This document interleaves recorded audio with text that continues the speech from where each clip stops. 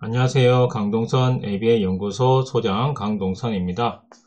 오늘은 2022년 장애인 일자리 사업에 대해서 안내해 드리려고 합니다. 이전에 다른 복지 사업들을 많이 알려주고 있는데요.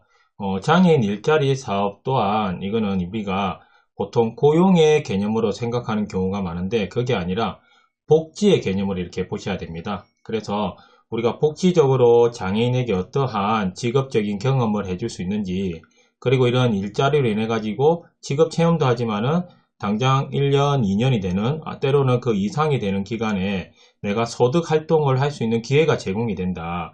그게 이제 복지적인 개념으로 이 일자리가 제공이 된다는 느낌입니다.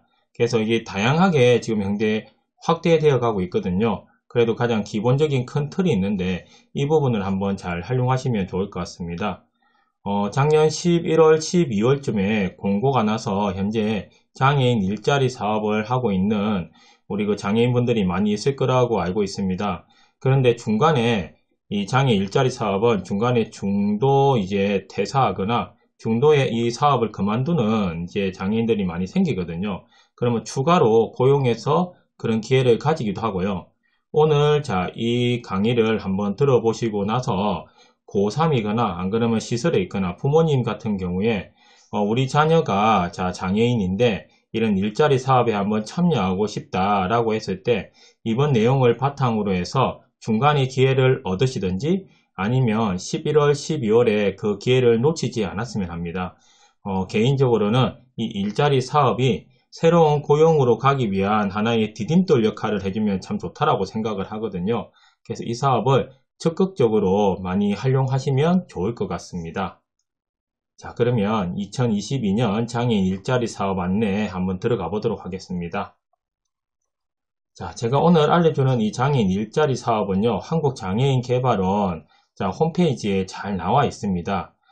그 내용을 그대로 보셔도 되고요. 제가 조금 더 실제로 이 일자리 사업을 진행해 본 사람으로서 이 과정에 대해서 한번 설명하듯이 좀 해주면 좋을 것 같아서 이 영상을 준비했습니다. 장애인 일자리 사업을 하는 이유는 무엇인가 라는 부분입니다. 그냥 이제 우리가 고용부에서 고용을 하면 되고, 안 그러면 돌봄도 있는데 이런 복지적인 일자리 있잖아요. 이거는 분명히 일이라는 거 있잖아요. 우리 장애인한테 일이라는 것은 그냥 일을 해서 꼭 돈을 벌라는 개념이 아닙니다. 이거는 또 다른 우리가 차원에서 한번 봐야 돼요. 그래서 고용에서도 우리가 일자리라는 걸 말하지만은 교육에서도 이후에 직업에 대해서 이야기하잖아요. 그리고 복지에서도 이 일자리를 상당히 강조하고 있습니다. 이 일자리라는 것은 노인분들도 그렇고요. 우리 장애인분들도 이 일자리로 인해서 얻어지는 자아실현이라는 부분이 상당히 많이 있거든요. 그래서 우리가 간과할 수 없는 부분이라고 생각을 합니다. 자, 첫 번째, 일자리를 구하기 어려운 장애인에게 일자리를 만들어 주기 위해서라는 겁니다. 장애인들 중에서 이 취업률로 들어가게 되면요, 이 상당히 낮은 수준의 이 통계를 보이고 있거든요. 그만큼 우리가 현장에서 일자리 할 때 장애를 가지고 있으면 이 취업에 제한이 많이 온다는 겁니다. 그래서 이런 장애인 일자리 사업을 통해 가지고 일자리를 구하기 어려운 장애인에게 이런 기회를 준다는 개념으로 보시면 될 것 같고요. 그리고 장애인과 비장애인이 함께 일할 수 있게 한다는 겁니다. 우리가 장애인 보호자급자 이런 개념이 아니에요. 보호자급당도 비장애인하고 이렇게 같이 하기도 하고 때로는 이제 다른 시설도 충분히 그렇기도 하지만은 특히 장애인 일자리 사업은요, 지역하고 연계되어 있습니다.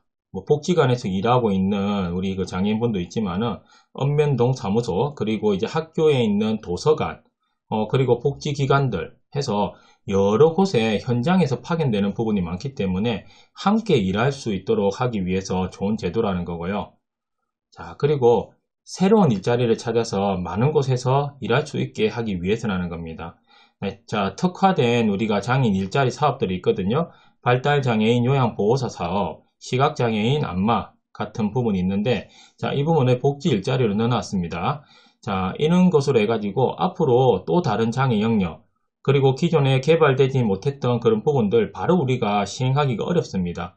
그러면 이 장애인 일자리라는 복지제도 안에서 한번 시행을 했다가 이후에 고용으로 넘겨주는 그런 단계를 밟아갈 수도 있습니다. 당장 고용을 해버리면은 우리가 수익 창출, 고용 창출이라는 그런 부담을 가지게 되는데요. 근데 복지 일자리에서는 그런 부담이 상당히 적거든요.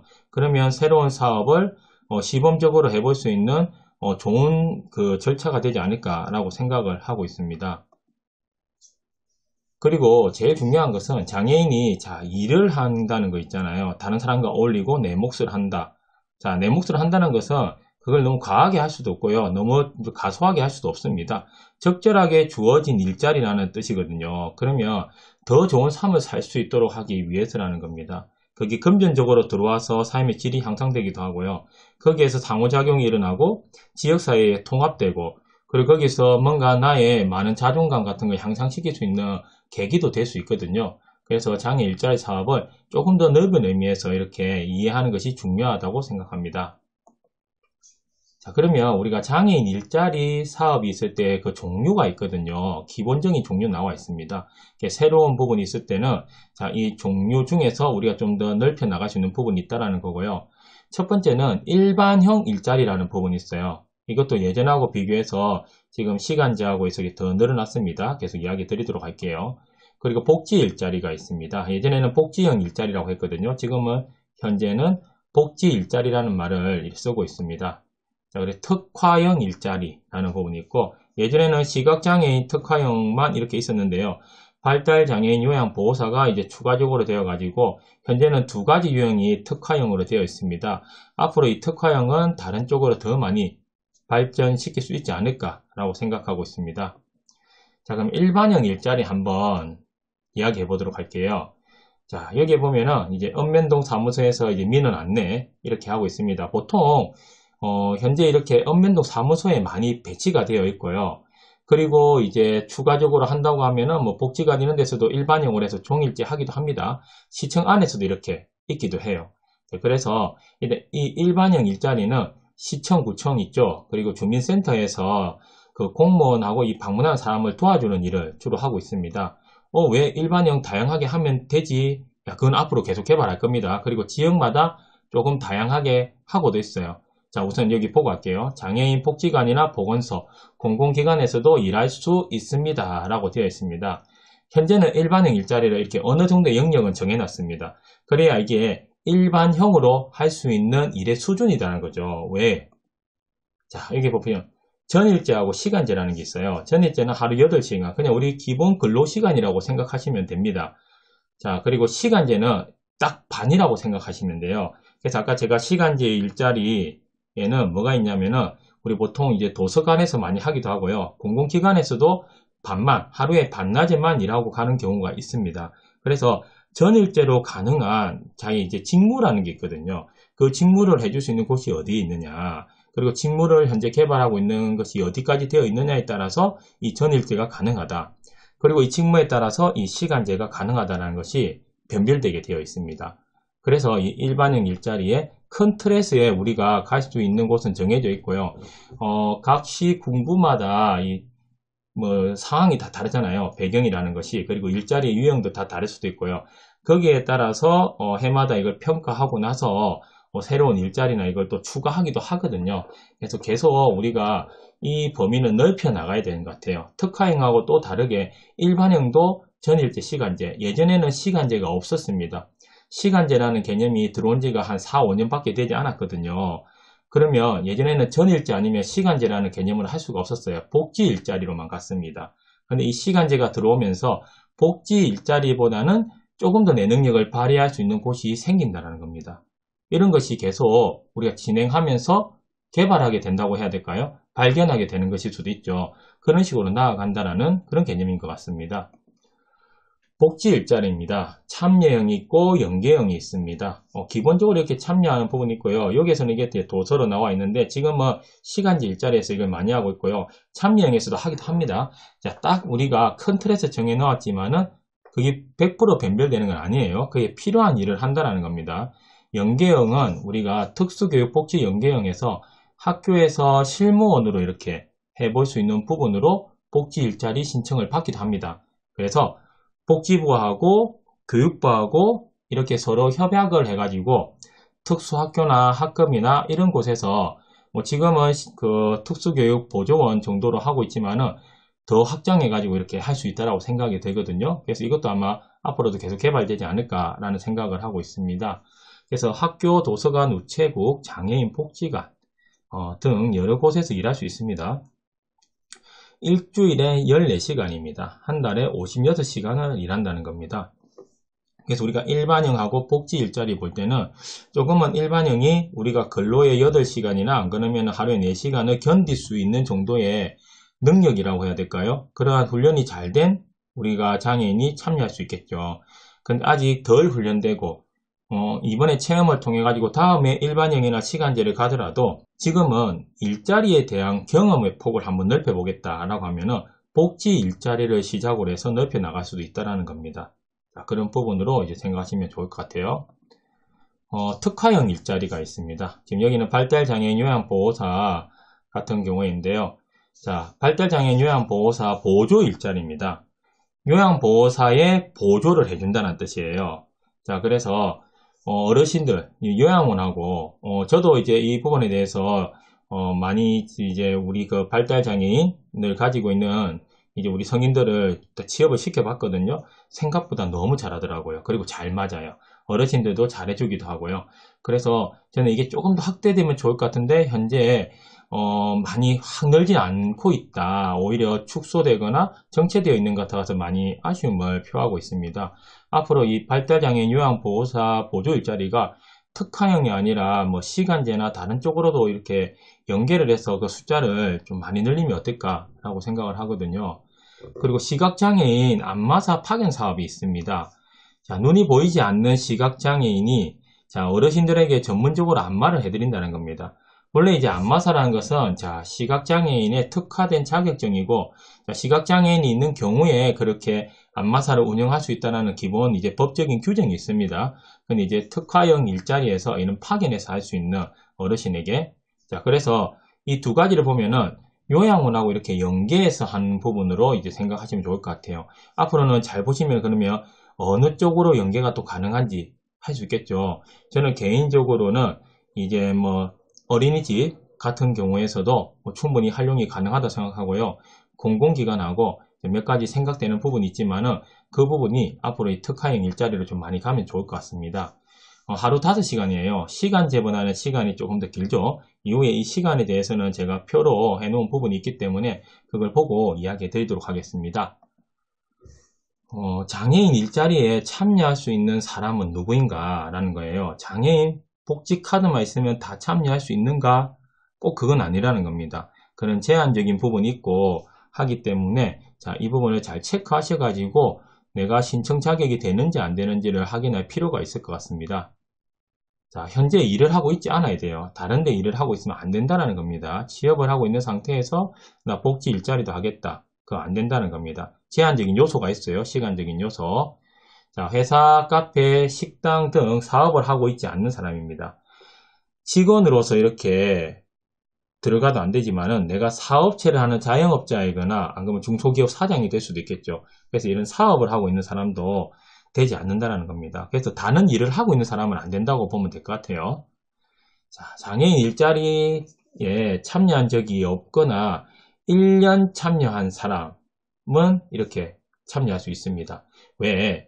2년 이상은 못 참여하게 되어 있거든요. 그러니까 2년까지 가능한데 그 이상은 특별한 다른 사유가 없는 이상은 참여를 못하도록 되어 있습니다.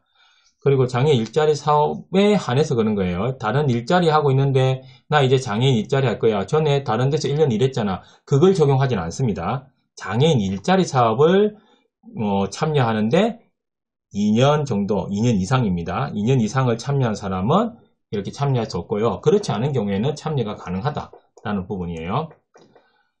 자, 1년 이내에 장애인 일자리 사업 참여 중단 조치를 받지 않는 사람입니다. 어떠한 조치에 의해서 사업이 중단되거나 뭐 여러 가지 징계 같은 게 있을 수도 있겠죠.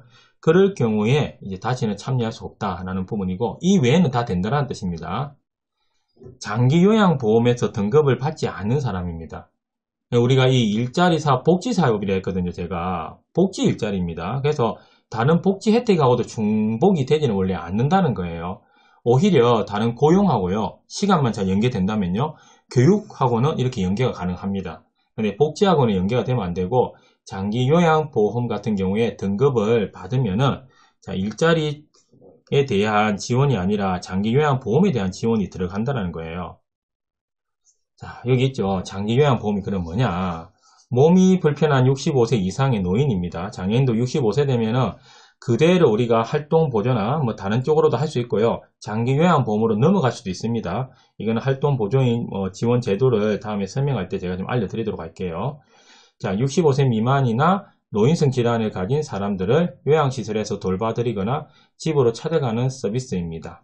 자, 이런 식으로 되어 있기 때문에 자, 65세 미만일 때 우리가 자, 치매와 같은 경우에는 이런 식으로 될 수도 있거든요. 자, 65세가 안 되더라도요. 자, 이런 부분 말고는 다 참여가 가능하니까 그 웬만한 이제 그 복지 카드를 가지고 있는 장애인들은 거의 다 참여가 가능하다라고 보시면 될 것 같아요. 자, 장애인 일자리에 참여하고 있는 사람 중에서 자, 보시면은 정부에서 월급을 주는 일자리를 일주일에 30시간이 넘지 않게 일을 하고 있으면은 시간이 중복되지 않는 타 일자리 참여 가능하다는 겁니다. 그런데 일반형 전일제 일자리는 제외된다는 거예요. 일반형 전일제는 뭐였죠? 자, 8시간 동안 이렇게 주 40시간 이렇게 일하게 됩니다. 그럼 우리 보통의 기간은 제한적이긴 하지만은 그 기간 동안에는 완전 고용된 거로 보거든요. 그래서 기본적인 일하고 똑같습니다. 그렇기 때문에 다른 그 직장이나 그런 그 시간이 부여돼 가지고 월급을 받는 일을 할 수가 없지만요. 그런데 시간제가 될 때는 4시간이었죠. 그리고 이제 다른 부분 같은 복지 일자리 같은 경우에는 주 14시간 이렇게 되어 있습니다. 뭐 특화인 같은 경우에는 하루에 5시간 되어 있는데 이럴 경우에는 이 중복이 가능하다는 겁니다. 그걸 보시고요. 그런데 또 여기 보시면은 장애 정도가 심한 장애인 있죠. 그럴 경우에는 우리가 충분히 여기에 계속 참여를 할 수 있고요. 그리고 만 65세 이상 혹은 국민기초생활보장법에 따른 기초생활수급자 있잖아요. 이럴 경우에는 약간 제한 없이 계속 이렇게 참여할 수 있습니다. 이게 복지 일자리거든요. 그래서 장애 정도가 심한 장애인은 이후에 나오겠지만은 2년 이상도 이렇게 일을 할 수 있습니다. 원래 2년까지 제한되어 있거든요. 근데 그걸 적용받지 않는다는 거고요. 그리고 65세가 되어서 이렇게 아까 말했던 장기 요양보험 그걸 안 하고 있다면요. 그러면은 계속해서 이 일자리 참여의 기회를 더 준다는 겁니다. 그리고 국민기초생활보장법에 따른 기초생활수급자의 경우에는 이 기회를 더 주고 있다는 걸 알고 계시면 좋을 것 같아요. 뭐 언제부터 언제까지 일할 수 있느냐 1년이라고 보시면 돼요. 자, 11월 12월에 보통 하게 되고요. 그러면 1월부터 일을 하게 되고 12월까지 합니다. 연속적으로 참여하려면 다시 신청을 해야 되고요. 그리고 이제 중간에 만약에 뭐 3월부터 했다라고 하면은 다음 해 내가 3월까지 가능해요. 그거 아닙니다. 시작된 시기부터 그냥 12월에 끝난다고 보시면 돼요. 자, 그리고 누가 월급을 주느냐 이건 아시겠죠. 이제 정부에서 당연히 하는 겁니다. 보건복지부라고 하면 정부거든요. 그래서 정부에서 일자리를 마련하는 것만큼 정부에서 월급을 줍니다. 그래서 이제 시, 군구에서 이렇게 진행을 하게 되는 거고요. 자, 그러면 장애인 일자리에 참여하고 싶으면 어떻게 하면 되는가 그 절차를 알려드리도록 할게요. 가까운 시, 군청, 그리고 구청 또는 장애인 일자리 사업을 하고 있는 장애인 복지관을 방문하면 됩니다. 거기에 대해서 방문을 하고, 근데 시청이나 군청이나 구청 같은 경우에 보통 이제 읍면동 행복복지센터 쪽에다가 이걸 이관하는 경우가 있거든요. 각 읍면동에 있는 장애인은 관할되어 있는 그 읍면동에서 신청을 하면 되도록 되어 있습니다. 근데 전체적인 안내는 거기서 할 수도 있고요. 뭐 시청에다가 이 담당자와 연락을 해서 그 절차와 이걸 물어봐도 됩니다. 알겠죠? 자, 그리고 장애인 일자리 사업에 참여하고 싶어요 라고 상담을 우선 받게 되는 겁니다. 11월 12월에 나 이런 모집 요강 보고 왔다. 때로는 우리 발달장애 같은 경우에는 이제 보호자가 필요할 수 있는데 보호자하고 같이 동반해서 이렇게 갈 수도 있습니다. 그런 부분이 있기 때문에 자, 매년 11월 12월에 참여자를 모집한다는 거 꼭 한번 기억하시면 좋을 것 같아요. 그리고 담당 직원이 안내에 따라서 신청서를 이렇게 쓰도록 해주거든요. 그러면 기본적으로 뭐 등본, 요새는 이제 그것도 바로 현장에서 조사하기도 하기 때문에 기본적으로 그냥 참여 신청서를 가서 쓰시면 됩니다. 거기에 나와 있거든요. 뭐 기존에 그 양식을 가지고 있으면 쓰시고 가도 되고요. 자, 그리고 면접이 있거든요. 정해진 날짜에 일반형하고 복지형 이렇게 가지고 면접을 보는 곳도 있고요. 때로는 면접을 다 보고 나서 일반형하고 복지형을 나누기도 합니다. 왜? 신청서에 보면은 내가 일반형을 할 거냐 복지를 할 거냐 이렇게 하거든요. 그러면 면접을 하고 나서 일반형으로 신청을 했지만은 지금 면접을 하고 나니까 복지 일자리 하는 게 나은 것 같아. 안 그러면 시간제로 하는 게 어떨까라고 이렇게 조정이 되기도 하거든요. 자, 그래서 면접에서 합격하면 장애인 일자리에 참여할 수 있게 된다는 겁니다. 자, 그리고 이렇게 우리가 신청을 하려고 할 때, 각 시군구에 지원자가 적으면 상관이 없는데 지원자가 많은 경우도 있습니다. 그러면 이런 분들이 신청할 경우에는 선발 과정에서 더 점수를 주는 그런 사항이 있다는 거예요. 더 유리하겠죠. 지원이 많을 때는. 자, 장애인 일자리 사업 우수 참여자입니다. 자, 여기 보면은 우수 참여자로 보건복지부 장관상이나 그 한국장애인 개발원장 상을 받은 사람은 상을 받은 후 3년까지 5점을 더 받을 수 있다는 겁니다. 그래서 이런 쪽으로 받은 경력이 있으면 좋을 것 같고요. 한국장애인 개발원도 보건복지부 산하에 있는 겁니다. 자, 졸업 예정자가 우선적으로 이렇게 지원이 된다는 거예요. 특수학교 이때는 특수학급 또는 대학교를 졸업하는 거 있잖아요. 이게 졸업하고 이후에 다른 직장하고 들어오는 것보다는 오히려 지금 이게 제가 아까 징검다리 디딤돌 역할이라고 했잖아요. 그렇기 때문에 졸업하고 첫 일자리를 할 때 이쪽으로 하는 부분에 대한 인센티브를 준다라고 보시면 될 것 같습니다. 그 자격증이 있으면 다 좋겠죠. 우리가 업무와 관련해서 자격증이 있는 사람은 더 점수를 받을 수 있거든요.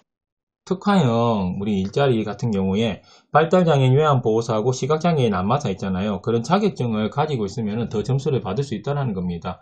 발달장애인도 대학을 가서 사회복지사나 요양보호사를 따고 있는 이제 분들도 많이 있거든요. 그래서 그걸 적극적으로 하고 이후에 읍면동에 갈 때는 우리가 뭐 워드 같은 거, 엑셀 같은 거 이렇게 해도 되고요. 그리고 이제 뭐 우리가 그 밑에 낮은 단계 자격증들이 있거든요. 그런 것을 기본적으로 할 수 있으면 좀 따놓는다면은 여기에서 더 인센티브를 받을 수 있다는 거 알려드리도록 할게요. 그리고 취업지원 대상자가 있습니다. 취업지원 대상자는 이제 국가보험관계 법령에 따라서 점수를 더 받을 수 있다는 겁니다. 이렇게 지원이 되는 그런 대상자에 대한 법령이 있거든요. 여기에 따라서 그런 대상으로 속하는 사람은 더 점수를 받을 수 있다는 겁니다. 자, 그러면 일을 시작하기 전에 교육을 받나요? 당연히 받겠죠. 당연히 왜 어디에 배치되는지 그리고 배치되고 나면 내가 어떠한 일을 하는지 그거는 이제 현장에서 하지도 하겠지만은 기본적인 소양 교육 같은 건 있습니다. 뭐 인사학이나 거기에다가 뭐 기본 예절 같은 거 있잖아요. 그리고 내가 어떻게 뭐 우리가 그 인권에 대한 부분도 충분히 알고 가야 내가 피해자가 되지 않고 때로는 가해자가 되지 않는 부분이 있거든요. 그래서 누가 교육을 하냐면은 시청이나 군청, 구청 또는 복지관 등에서 담당자가 직원 교육을 하고 때로는 뭐 위탁에서 이렇게 하기도 합니다. 어디에서 하냐면은 뭐 꼭 여기에 다 정해진 건 아닌데 보통 지역의 복지관 쪽에서 많이 하기도 하고요. 뭐 시군구청에 어떤 장소가 있으면 하기도 하고 때로는 모여서 교육할 수 있는 공간을 한 곳에 찾습니다. 뭐 관공서 같은데 다 놓고 이렇게 하기도 하거든요. 자, 그래서 여기에 보면은 무엇을 배우나요? 라고 했을 때 일을 하면서 꼭 알아야 하는 지침 같은 거 있죠. 안전에 대한 교육, 그리고 장애인식 개선 교육 같은 경우, 그리고 성희롱 예방에 대한 교육을 이렇게 배우게 됩니다. 자, 그러면 이 일자리에 참여하게 될 때 이런 교육을 받으면요. 우리가 기본적으로 그게 있어요. 이런 교육받는 시간도 일을 한 시간으로 인정된다는 겁니다. 그래서 일을 한 근로 시간에 이 교육 시간이 산정이 되면은 나 일해야 되는데 그 교육 받으러 못 가요 라는 것이 아니라 충분히 가서 교육을 받는 것, 이 교육 받는 게 오히려 필수거든요. 그래서 받을 수 있다는 거고, 그러면 이 일자리에 참여를 했는데 어떠한 사유에 따라서 중단되는 경우도 있는가 라는 부분입니다. 자, 그 부분 한번 보면은 자, 아래와 같은 이유로 중단된 경우, 자, 즉시 참여 중단 바로, 그리고 징계위원회를 통해서 참여 중단하는 경우, 그리고 절차를 통해 참여를 중단하는 이 좀 강한 정도에 따른 거겠죠.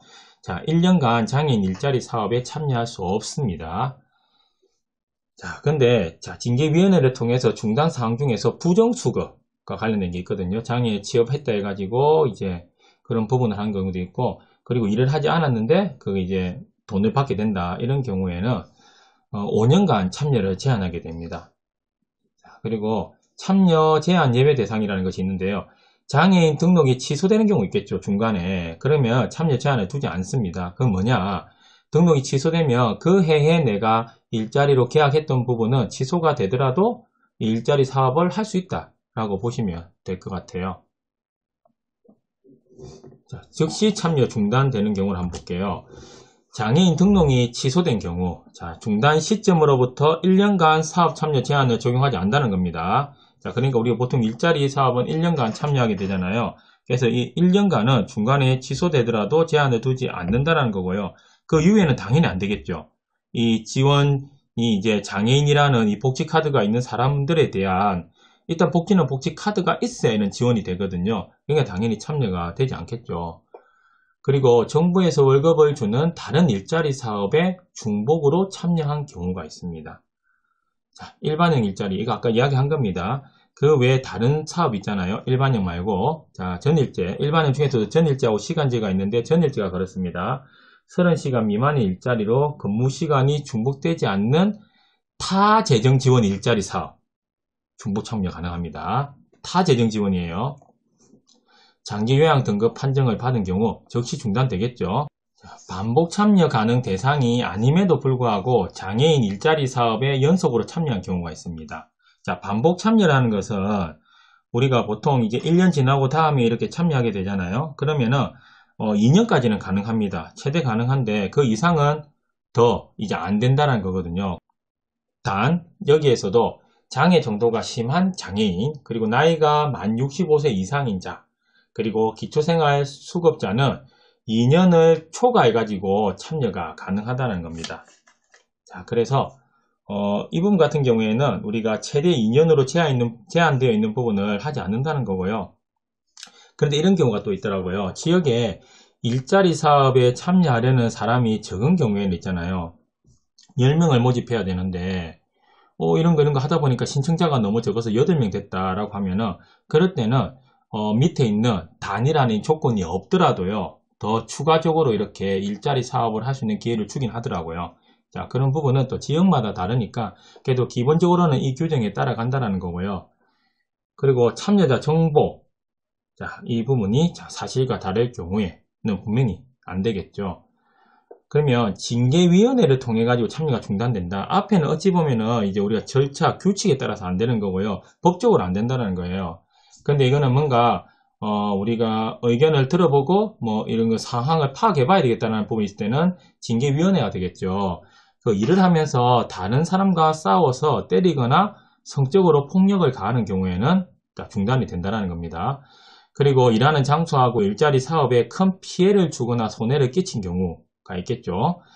자, 연속으로 5일 또는 10일 넘게 무단으로 출근을 하지 않는 경우에는 또 참여가 중단하게 됩니다. 가장 기본적인 겁니다. 다른 사람이 대신 출근하거나 출근하지 않았는데 출근을 한 것으로 처리하는 경우, 자, 이거는 5년, 아까 보조금에 관한 이제 위반이 되기 때문에 5년 동안 이거는 제한이 된다라고 이야기를 했습니다. 자, 그러면 단순히 징계위원회가 아니라 절차를 통해서 참여가 중단되는 경우도 있거든요. 담당자하고 이렇게 절차를 맞춰가지고 할 수 있다는 겁니다. 자, 일하는 장소에서 계속 벗어나는 경우가 있어요. 우리 장애인분들 일하다 보면은 그런 경우가 있는데 이럴 때도 참여가 중단이 될 수도 있고요. 그리고 일하면서 술을 마시는 경우, 담당 직원의 정당한 지시를 따르지 않는 경우, 그 외에 다른 이유로 일자리 사업에 문제를 일으키는 경우, 자, 이거는 우리가 가장 기본적인 그냥 법무 규정이기 때문에 우리 뭐 장애인 일자리 사업에만 뭐 이야기하는 부분은 아닌 것 같아요. 그리고 장애인 일자리에서 이렇게 해고되는 절차는 보시면요. 자, 우선은 상담을 하게 됩니다. 담당자하고 이렇게 상담을 하게 되고요.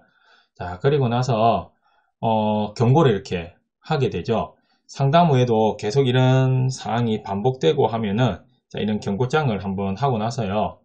자, 징계위원회 경고 이해라는 부분이 있습니다. 그러면 징계위원회를 이렇게 열게 됩니다.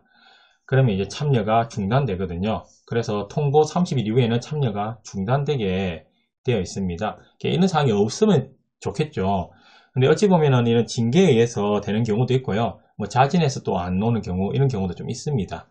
그래서 이런 사항들이 있다는 거고, 그러면 우리가 자, 일반형 일자리의 근로시간 아까 나와 있었는데 한번 보도록 할게요. 전일제 일자리 같은 경우에는 자, 그 하루에 8시간에서 주 40시간 이렇게 간다는 겁니다. 근데 12월은 자, 마감이 있기 때문에 조금은 이제 줄인 시간, 2시간 반 정도 줄여서 이렇게 일한다는 거. 그 시간제 일자리 같은 경우에도 그렇게 되어 있습니다. 자, 그래서 12월은 19시간, 그 외에는 자, 40시간에서 반인 20시간 이렇게 하고 있습니다. 자, 그러면 이 일반형 일자리의 월급과 보험가입은 어떻게 되는지 가장 똑같습니다. 제가 뭐 복무 규정이나 다른 거는 이제 오늘 설명을 안 드리는 이유는요. 일반형 일자리 같은 경우에는 복무 규정을 그냥 일반, 우리가 주 40시간 일하는 그냥 그 관공서나 어떤 회사의 기본적인 우리가 그 복무 규정이라는 게 있거든요. 그리고 연가에 관한 규정, 여러 가지 규정들이 있습니다. 휴가에 대한 것도 있고요. 그 규정을 그대로 따르신다고 보시면 돼요. 그래서 따로 더 뭐 설명할 필요는 없을 것 같다라는 부분을 제가 이야기 드리고요. 뭐 마저 이야기 드리자면은 복지 일자리 같은 경우에는 또 다릅니다. 주에 채울 수 있는 시간이 제한되어 있기 때문에 그건 다르고요. 그리고 이제 또 보통 보면 특화형이나 이 부분도 그대로 따라가긴 하는데 자, 시간에 따라서 조금 차이는 온다는 거. 자, 그 부분은 이제 복무에 대한 거니까 아마 교육받고 할 때 잘 설명할 거라고 생각합니다. 자, 그러면 월급이 얼마나 되느냐 상당히 중요하잖아요. 예전에 제가 일자리 사업에 우리 그 장애인분들 이렇게 취업 아닌 뭐 이렇게 복지 일자리로 이렇게 했을 때 그때보다 월급이 상당히 많이 늘었다고 생각됩니다. 아마 최저임금이 상승됨으로 해가지고 오르는 효과인 것 같은데, 자, 전일제 같은 경우에는요, 자, 1월에서 11월까지는 한 달에 191만 4,440원입니다. 자, 12월에는 아까 시간이 제가 준다 했죠. 2시간 반 정도 줄기 때문에 이래 되는 거고요. 실제로 이제 여기서 보험료가 제외되고 나면 4대 보험 그대로 들어요. 이게 기본적으로 똑같다는 겁니다. 제외되면 조금 더 적은 월급을 이렇게 받게 되겠죠. 자, 시간제 일자리는 거의 이제 우리가 한 95만 7,220원이라고 이렇게 보시면 됩니다. 그 12월에는 조금 줄어든다라는 거. 자, 시간제 일자리 같은 경우에도 일단은 4대 보험 가입을 기본 원칙으로 한다라는 거 아시면 좋을 것 같습니다. 자, 복지 일자리, 자, 참여형, 연계형이라 했습니다. 자, 이 부분은, 자, 주 14시간입니다. 그래서 하루에 뭐, 2시간, 3시간, 2시간, 3시간 하는 경우도 있고요. 이 시간은, 내가 일하는 곳하고 이렇게 협의해가지고 주 14시간에 채우면 된다는 겁니다. 자, 그걸 보고 이렇게 맞추면 되고요. 그래서 이런 시간이 있다 보니까 우리가 주에 어떤 특정한 시간을 채우지 못했기 때문에 복무 규정이나 이게 조금은 다르다는 겁니다. 자, 그러면 복지 일자리의 월급은 어떻게 될까요? 시간이 작다 보니까 당연히 조금 자, 낮은 월급을 받게 되겠죠. 한 달에 51만 2,960원입니다. 그래서 여기에서 또 보험료 제외되면 한 40만 원대가 이렇게 나오겠죠.